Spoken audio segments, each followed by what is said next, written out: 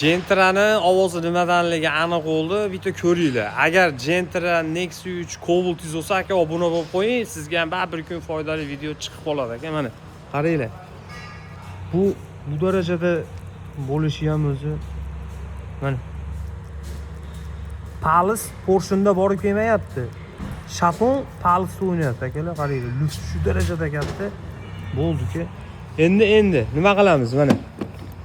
Shundan 4 ta qo'lsalari bilan bosamizda, endi bunday o'tib olaman. Gilzalari akalar qo'lsa solib mana. Hamma yo'g'ini ko'rdik. Polirovka, pardoz hamma yo'g'i zo'r. Biz buni taxmin qiluvdik, ochmasdan turib, endi biz ham adashamiz, xato qilamiz. Galovkani shu klapanidan ko'p kesib qo'ygan shekilli ochuvdik, klapanlari ham kesilmagan, zazorlari ham qoniqarli.